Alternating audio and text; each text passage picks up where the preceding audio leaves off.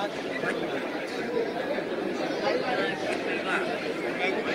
के बाद रोज चल लगेगा।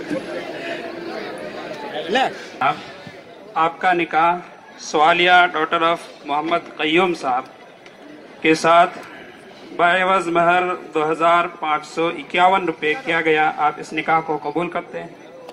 अल्हम्दुलिल्लाह, मुझे निकाह कबूल है। माशाअल्लाह।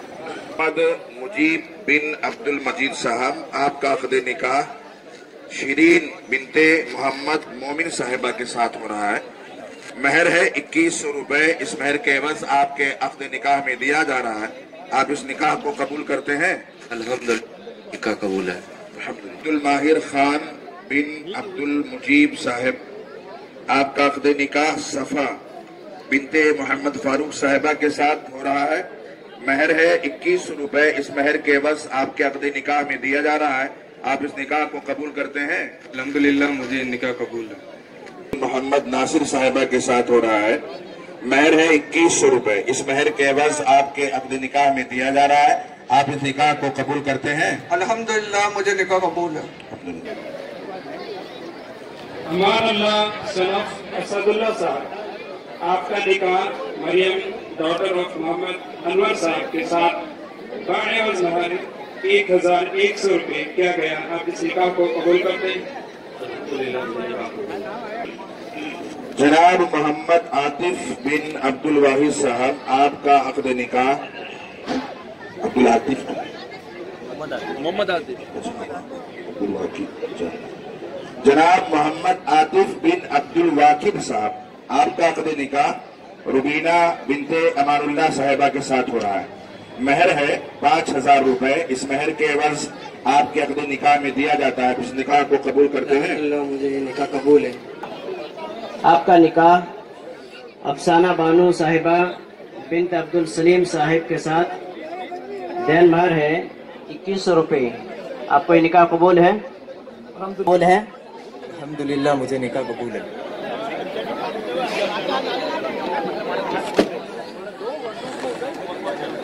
इसके लिए लोगों को वो नाम याद हो जाता है।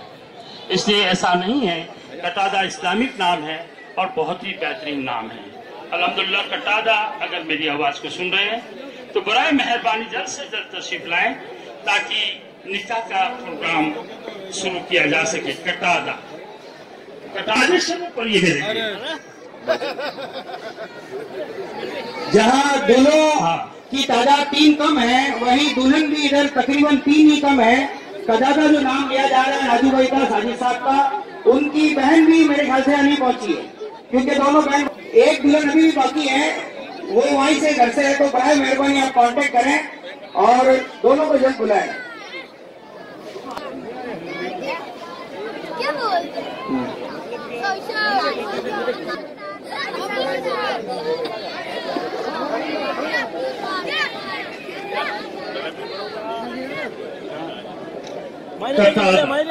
अगर मेरी आवाज को सुना है तो बराए मेहरबानी जल्द से जल्द तशरीफ लाएं। कटादा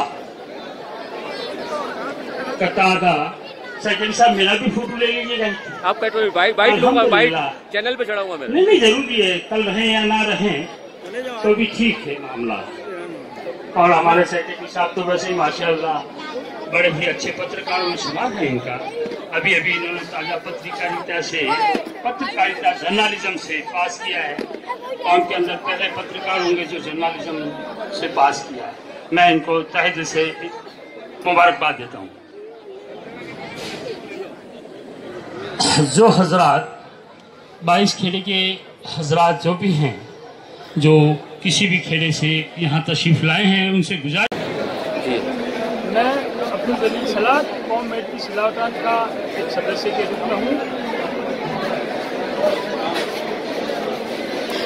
देखिए, सामूहिक सम्मेलन की सोच, इसका आगाज हमारे बुजुर्गों ने सन 2000 के अंदर बैठकर किया था, जिसमें हम लोगों ने आपस में बैठकर तय किया कि ये हम अलग अलग किस तरह से करते हैं। हम लोग मजदूरी पेशा लोग हैं, तो हम लोगों ने कहा आपस में बैठ कर हम अलग अलग करते हैं, जिससे बहुत सारा खर्चा हो जाता है और ये होता है। तो हम लोगों ने उसका रूप उनकी रेखा तैयार की और हमने कहा कि क्यों नहीं समाज के अंदर सामूहिक विवाह संपन्न यानी करवाया जाए, सम्मेलन करवाया जाए, जिससे लोगों का पैसा बचे और लोगों का पैसा बचे, समय बचे। और हम लोग मजदूरी पैसा है तो दोनों चीज़ बचत की जरूरी है, क्योंकि हम लोग इतने साहिब हैसियत भी नहीं है, एफर्ट भी करने वाले लोग नहीं हैं, हम बहुत ही मजदूरी पैसा लोग हैं।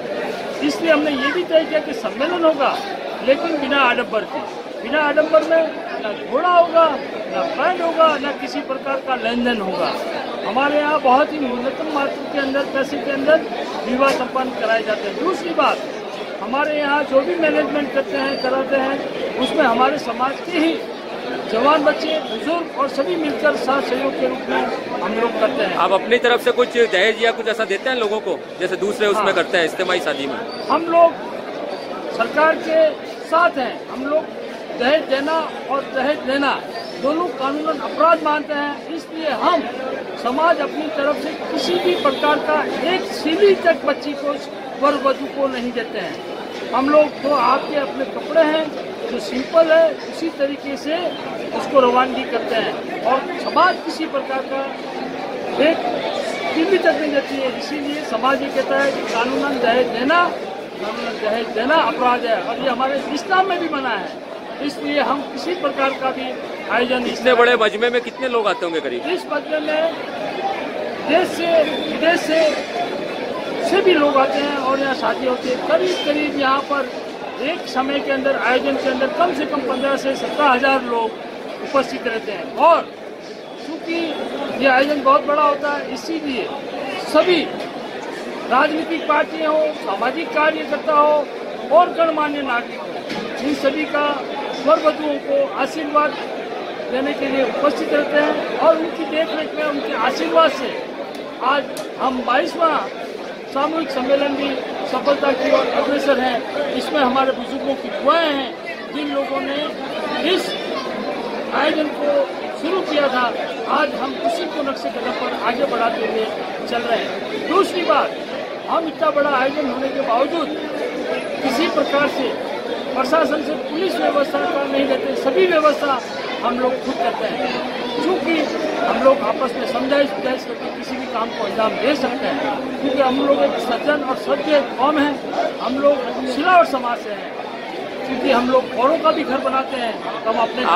आपकी कौम मजलिस हमदर्दान कौम, मैंने सुना आज़ादी से पहले 1941 से रजिस्टर्ड है क्या? हमारी कौम 1941 आज़ादी से पूर्व रजिस्टर्ड है। चूँकि ये कौम में अंदर उस समय भी शिक्षा को लेकर जागृति रही है, इसलिए उस वक्त भी हमारे यहाँ विद्यालय चल रहे हैं। उस वक्त जो विद्यालय कार्यरत थे वो आज आप लोगों के आशीर्वाद और लोगों के स्नेह से आज सेकेंडरी तक हम पहुँच चुके हैं और वो विद्यालय आज भी इसी तरह अनवरत रूप से कार्य कर रहे हैं। सोस्ती गेट में भी जो आपका मदरसा फैज मोहम्मदी सेकेंडरी स्कूल है, वो भी सुना 100 साल से ऊपर से चल रहा है पहले से। ये मदरसा फैज मोहम्मदी जो शिक्षा के क्षेत्र में, जैसे दीनी तालीम और दुनियाई तालीम के हिसाब से आज 100 वर्ष से अधिक इसको हो गए हैं जो पूर्ण कर रहा है। आज वो मदरसा सेकेंडरी स्कूल तक चला गया है और उसका एक अच्छा मैनेजमेंट हमारे एक सेक्रेटरी साहब हैं अब्दुल हादी साहब, वो देख रहे हैं और वो खूबी उसको बहुत ही अच्छी तरीके से और आगे बढ़ाया है। मैं उनके लिए भी उनका आभारी हूँ। समय समय पर लोगों ने इसको निरंतर आगे बढ़ाने के लिए हमेशा प्रयास किए हैं और लोगों ने भी हमेशा हमें सहयोग किया। इस मदरसा स्कूल में पढ़ के लोग बहुत ऊंचे मुकाम तक भी पहुंचे हैं। इस स्कूल के अंदर जो पढ़े हुए बच्चे हैं वो डॉक्टर, इंजीनियर, लेक्चरर, प्रोफेसर और छोटी मोटी यानी सभी राजकीय सेवाओं में भी कार्यरत हैं। अभी भी इस मदरसे से पढ़े हुए जो बच्चे हैं वो आज की तारीख में कुछ 2 साल पूर्व में इंजीनियर के रूप में भी पद स्थापित हुए हैं। तो ये मदरसा जो है, इसका मदरसा जरूर है लेकिन ये विद्यालय है। यहाँ पर शिक्षा विभाग की जो शिक्षा विभाग का सिलेबस है उसके अकॉर्डिंग ही यहाँ पर शिक्षा प्रदान की जाती है। आज से नहीं, आज़ादी से पूर्व से दीन और दुनिया हम दोनों एक साथ लेकर सकते हैं, जिससे आज हम इस प्रगति के पथ पर आगे बढ़े।